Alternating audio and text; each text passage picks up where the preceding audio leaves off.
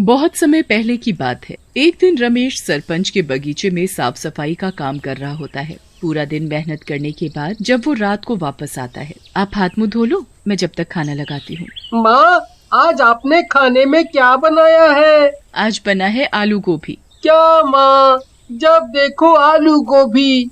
मुझे तो मुर्गा खाने का बहुत मन है, पर माँ रोज रोज आलू गोभी बना देती है।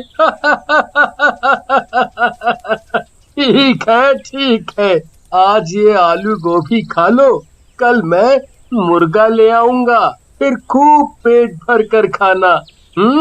काफी रात हो जाती है, सब लोग सो जाते हैं।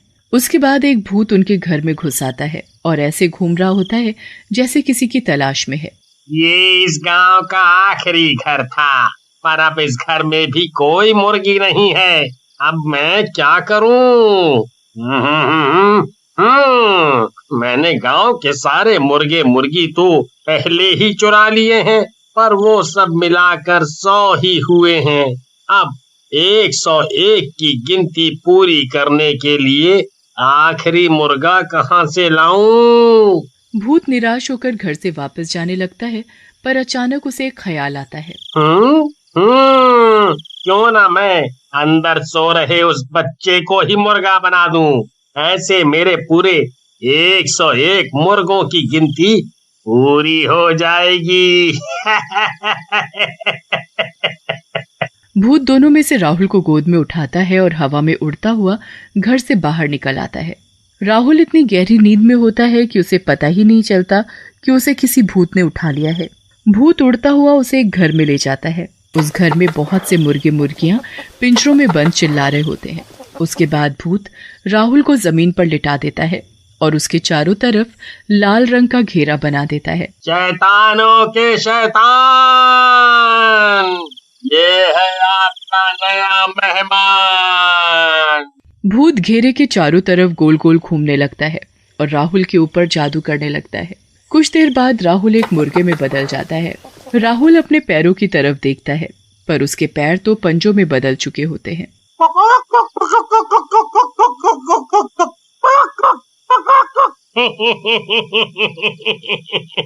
आखिर हो ही गए मेरे पास पूरे 101 मुर्गे। अब मैं कल से इनको गांव वालों को खिलाऊंगा, और जिस दिन ये सारे मुर्गे खत्म हो जाएंगे उस दिन मैं इस दुनिया का सबसे शक्तिशाली भूत बन जाऊंगा। अगले दिन भूत अपनी दुकान खोलकर बैठ जाता है और गांव वालों को मुर्गे बेचने लगता है। दूसरी तरफ अगली सुबह रमेश वापस सरपंच के घर काम करने के लिए निकल रहा होता है। मैं जा रहा हूँ, शाम को आते वक्त राहुल के लिए मुर्गा लेता आऊंगा। जी ठीक है। रमेश काम पर चला जाता है और कमला अपने घर के कामों में लग जाती है। किसी को अभी तक इस बात का एहसास भी नहीं होता कि राहुल घर से गायब है। राधिका भी उठकर घर के काम में अपनी माँ का हाथ बटाने लगती है। राधिका, जरा इस राहुल को जाकर उठाना तो। दिन चढ़ाया है पर ये लड़का अभी तक सो रहा है। नहीं माँ, मैं जब उठी तब वो अपने बिस्तर पर था ही नहीं। वो जरूर अपने दोस्तों के साथ खेलने गया। आप उसे कुछ कहते नहीं हो ना, इसलिए अपनी पढ़ाई लिखाई छोड़कर बस खेल कूद में ही लगा रहता है। अब मैं क्या करूं, ये सुनता भी तो नहीं। आज आने दे इसे, अच्छे से इसकी खबर लूंगी। कमला और राधिका फिर से अपने कामों में लग जाते हैं। काफी देर हो जाती है। दिन के खाने का भी वक्त हो जाता है, पर राहुल घर नहीं आता। अब कमला और राधिका को राहुल की चिंता होने लगती है। इतनी देर तक तो कभी बाहर नहीं रहता। राधिका बेटा, तू जरा जाकर तो देख कि कहाँ खेल रहा है ये लड़का। जी माँ, आप चिंता मत करो, मैं अभी उसे पकड़ कर लाती हूँ। राधिका गांव में हर जगह राहुल को ढूंढने लगती है और उसके सारे दोस्तों के घर जाकर भी उनसे राहुल के बारे में पूछती है, पर राहुल का कुछ पता नहीं चलता।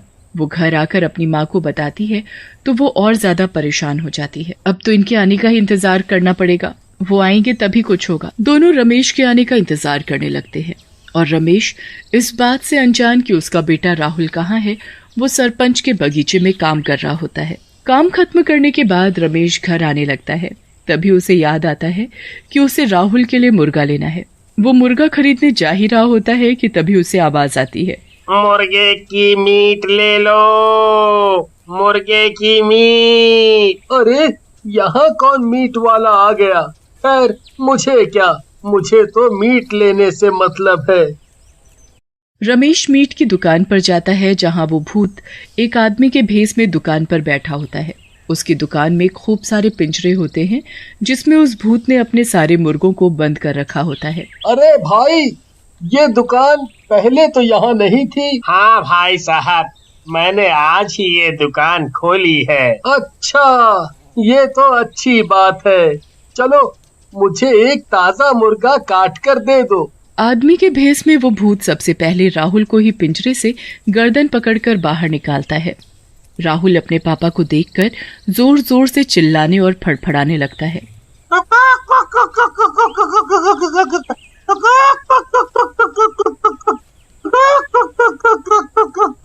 रमेश को कुछ अलग सा महसूस होता है।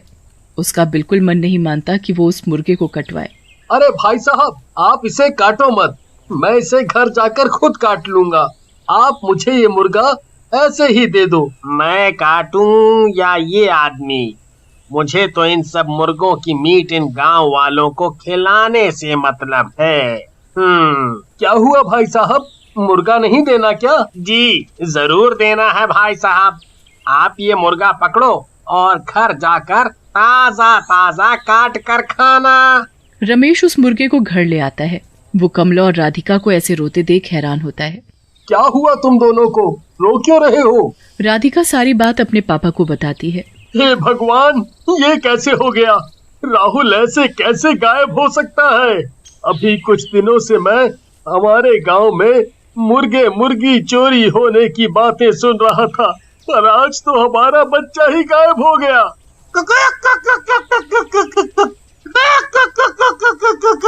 ये क्या ले आए? मैं तो आज राहुल के लिए ही मुर्गे का मीट लाने वाला था, पर पता नहीं क्यों जब दुकान वाला इस मुर्गे को काटने लगा तो मुझसे देखा नहीं गया, इसलिए मैं इसे जिंदा ही घर ले आया। अब इसे यहीं छोड़ो और अपने राहुल को ढूंढो। रमेश और कमला सुबह होते ही वापस राहुल को ढूंढने निकल पड़ते हैं, पर पूरे गांव में राहुल का कुछ पता नहीं चलता। वो निराश होकर घर वापस आते हैं तो उनका मुर्गा उछलता हुआ खुशी से उनके पास आकर चिपकने लगता है। क्या मुसीबत है ये, हटाओ इसे मेरे पास से। एक तो मेरा बेटा नहीं मिल रहा और ऊपर से ये मुसीबत। बहुत दिन गुजर जाते हैं पर राहुल का कुछ पता नहीं चलता। यहाँ भूत रोज दिन में अपना भेष बदलकर अपनी मुर्गे की दुकान खोलकर बैठ जाता है और जादू किए हुए मुर्गों का मीट लोगों को बेचने लगता है। काफी दिन हो जाते हैं और भूत के सारे मुर्गे खत्म हो जाते हैं, पर अभी भी उसमें वो शक्ति नहीं आती जो आनी चाहिए थी। कुछ तो गड़बड़ है। मैंने तो पूरे 101 मुर्गों की बलि देकर लोगों का उनका मीट खिलाया है, फिर मुझ में वो शक्ति क्यों नहीं आ रही? आखिर कहाँ कमी रह गई? भूत यहाँ वहाँ घूमने लगता है और उसे अचानक राहुल के बारे में याद आता है कि उसने बस उसी मुर्गे को बिना काटे बेच दिया था।